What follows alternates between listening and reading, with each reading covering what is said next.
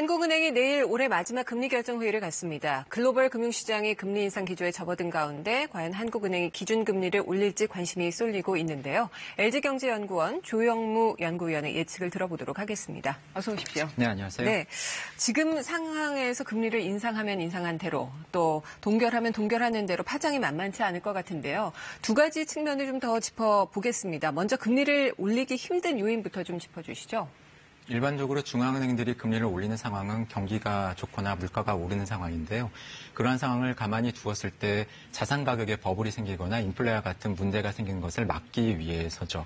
그런 면에서 보면은 우리나라는 경기 흐름이 올해보다 내년 경제 성장률이 낮아질 것으로 예상이 되고 있고요. 최근에 물가가 오르고는 있지만 경기가 좋아서 수요가 늘어서라기보다는 농수산물 가격이라던가 유가가 오른 비용 측면이 강하기 때문에 그런 면에서 금리를 올리지 않아야 된다라고 하는 주장도 제기가 되고 있습니다. 네, 그렇다면 금리를 올려야 한다고 주장하는 측의 논리는 뭔가요? 우선 외부적으로 보면은 한미 정책금리 역전폭이 계속해서 확대가 되고 있고요.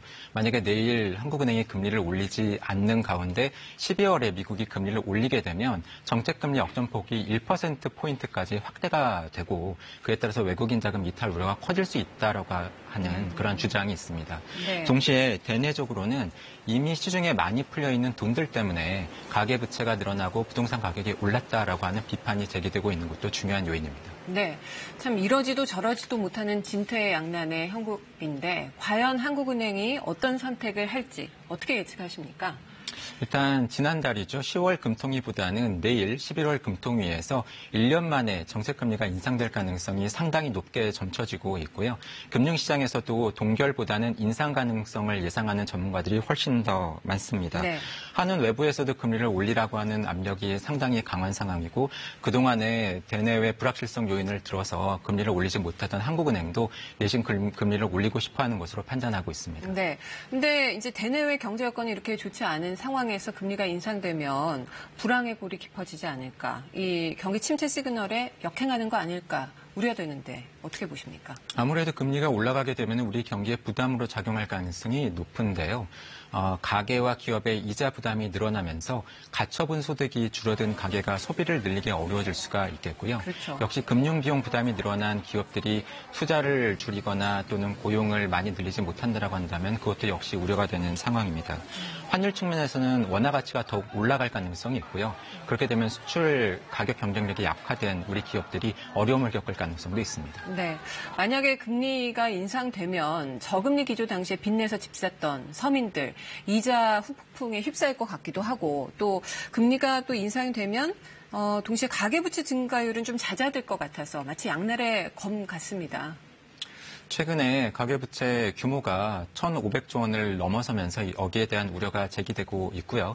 아무래도 한국은행이 금리를 올리게 되면 대출금리가 따라 올라가면서 대출 증가율을 낮추는 데는 분명히 효과가 있을 것으로 보입니다. 네. 하지만 금리를 인상하지 않더라도 추가적으로 시행될 예정인 DSR 규제와 같은 이러한 대책들 때문에 가계부채 증가율은 앞으로 더 떨어질 가능성이 있고요. 반면에 말씀하신 것처럼 우리 경제에서 취약계층으로 분류되는 소득 하위 계층이라던가 중소기업을 중심으로 한 자영업 이러한 계층에서 어려움을 겪을 가능성이 있습니다. 네. 특히 대출 규제가 강화되면서 은행권 대출의 문턱을 넘지 못한 분들이 최근에 변동금리부 대출을 많이 늘렸는데 한국은행이 금리를 인상하게 되면 이러한 계층의 대출 이자 부담이 즉각적으로 그리고 먼저 늘어날 가능성이 있습니다. 그동안 뭐 금리 올려서 부동산 시장 안정화시키자 이런 주장이 있었지만 집값이 최근에 이제 하락하는 상황이거든요. 근데 이제 금리까지 오르면 부동산 시장 어떻게 될까요? 사실 부동산 시장 안정을 놓고서도 그 용어 자체에 대해서 논란이 많죠. 어떤 계층에서는 부동산 가격 상승세가 둔화되는 것만으로도 안정이라고 부르고 있고요.